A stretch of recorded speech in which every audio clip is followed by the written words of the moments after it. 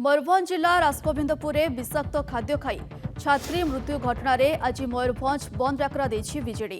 बंदर प्रभाव उपखंडर ररुआ सुकुली जसीपुर और करंजिया ब्लॉक रे रही। यात्रीवाही बस बंद रही। मृत छात्री पाई उचित न्याय दाबी करी बंद डाकरा देछि बीजेडी।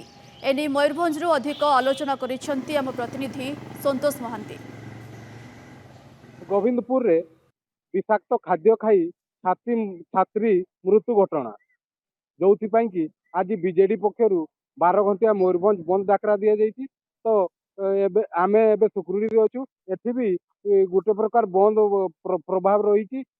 जानवाहन बाइक छाड़देले प्राय बंद अच्छी, यात्रीवाही बस बंद अच्छी। तो आम अच्छु सुक्रुरी एठी अच्छी आम पाखे स्थानीय नेता माने अच्छी पचारि बुझा कौन कहे आज ये जो राजगोविंदपुर छात्री मृत्यु तार न्याय ये दाबी कर मयूरभंज बंद डाकरा कौन कहे?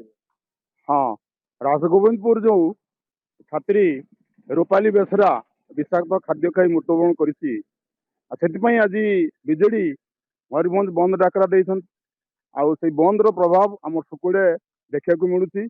ये सरकार आदिवासी मानकर जो विनाश करुँच विकास जो कहते विकास न हो विनाश होती आदिवासी प्रति जना पड़ी मन सरकार दरद नाई। गोटे आदिवासी छात्री विषाक्त खाद्य खाई मृत्युवरण कर सरकार को लोक आउ माने समर्थन दबार जना पड़ू। निश्चित भाव में यह एक दुखद घटना।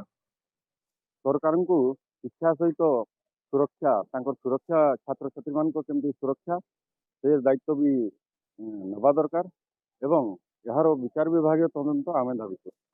अपारग सरकार अपारग प्रशासन एभली गोटे स्पर्शकातर घटना उपरे विशेष दृष्टि न देकी वर्तमान सरकार लगी पड़ी बेंगल को 1 नंबर राज्य करने। तो से जड़े मयूरभंजिया हिसाब से मुझे बंद को संपूर्ण भाव में समर्थन कर देखी पारे लोक केमती स्वतःप्रवृत्त भाव में बंद सामिल होती। सरकार को बर्तमान आम चेतई देवाई चाहूँ कि तुम गोटे पटे कौच आदिवासी गोटे पटे कौच लोकों सरकार किसी लोकों सरकार ना कि आदिवासी न आदिवासी मुख्यमंत्री होते पारते किंतु आदिवासी गुण पाखे ना आदिवासी विकास कर निष्ठा पाखे ना आदिवासी मारण नीति पाखे अच्छी। आज जो दायित्वहीनता प्रशासन सहित सरकार अपारगता जे प्रशासन गोटे निष्क्रिय पलटि जाइए ओडिशा रे आउ माने शासन से कहते जो लोकों शासन किसी लोकों शासन चली ना ये रिमोट शासन चली। दिल्ली रु रिमोट माध्यम शासन परिचालित होने जो आगु कहते ओडिया अस्मिता नारा देकी बर्तमान गुजराती अस्मिता को ये अप्लाई कर परीक्षा निरीक्षा चलते एमती गोटे आदिवासी स्पर्शकातर घटना आज से किसी कंपनसेसन जहाँकि अल्प किसी मूल्य देकी से लोकर मुह बंद करदेवाई जो अपचेषा कर आम विजु जनता दल तरफ दृढ़ प्रतिवाद कर सरकार को चेतई देवाई चाहूँ।